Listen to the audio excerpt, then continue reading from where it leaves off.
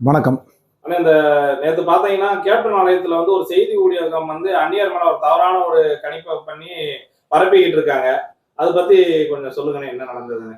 அதாவது தினமும் புரட்சி அன்னியார் அவர்கள் கேப்டனோட ஆலயத்துக்கு சென்று பூஜை செய்து அன்னதானத்தை தொடங்கி வைக்கிற நிகழ்வு தினமும் அவங்க தலைமை இடத்துல இருந்தால் நடந்துக்கிட்டே இருக்கு. அப்படி நேற்று நடக்க போகும்போது ஒருத்தர் தன்னோட குழந்தைக்கு பேர் வைக்கணும்னு சொல்றாரு. அவர் பேர் வைக்கணும்னு சொல்லும்போது அவரை வெயிட் பண்ணுங்க, அந்த வீடியோவிலே சொல்றாங்க, டைம் ஆயிடுச்சு, சாப்பாட்டுக்காக வெயிட் பண்ணுறாங்க அப்படின்னு சொல்லிட்டு தான் போகிறாங்க. ஆனால் அதை கட் பண்ணிட்டு ஒரு செய்தி ஊடகம் என்ன சொல்கிறாங்கன்னா, புரட்சி அந்நியார்கிட்ட ஒருத்தர் கேட்குற மாதிரியும் பேர் வைக்க சொல்கிறது, அதை அவங்க தவிர்த்துட்டு போகிற மாதிரி ஒரு தவறான செய்தியை, ஒரு பிம்பத்தை அவங்க கொடுக்குறாங்க. அதுக்கு நம்ம சமூக வலைதள அணி உடனுக்குடன் பதிலடி கொடுத்து, அதுக்கு அடுத்து புரட்சி அந்நியார் அவங்க பார்த்து அந்த குழந்தைக்கு அவங்க பேரும் வச்சு அவங்க வாழ்த்தும் தெரிவித்து காலில் விழுந்து ஆசீர்வாதம் வாங்கிட்டு போகிறாங்க அந்நியார்கிட்ட. அந்த வீடியோவும் நாங்கள் மேட்ச் பண்ணி போட்டிருக்கோம். நான் இதை எதுக்கு சொல்கிறேன்னா, அதாவது ஊடகங்களுக்குன்னு ஒரு ஒரு தர்மம் இருக்குது, அதை நீங்கள் கண்டிப்பாக கடைப்பிடிக்கணும்.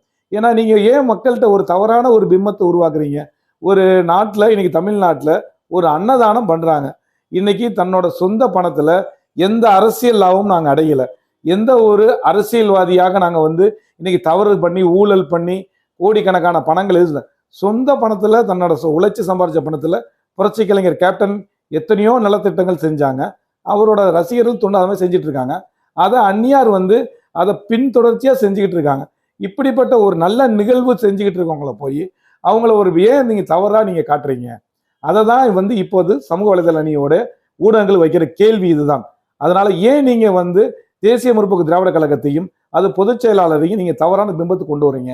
உங்களுக்கு யார் இந்த அசைன்மெண்ட் கொடுத்துருக்கா? நம்முடைய ஸ்ரீ ஆண்டாள் அழகர் யூடியூப் சேனலுக்கு லைக் பண்ணுங்க, சப்ஸ்கிரைப் பண்ணுங்க, அன்போடு கேட்டுக்கிறேன். நம்முடைய அந்த சேனல் மிக அற்புதமாக தென் மாவட்டங்களில் சிறப்பாக வலம் வந்து கொண்டிருக்கின்ற அந்த சேனல்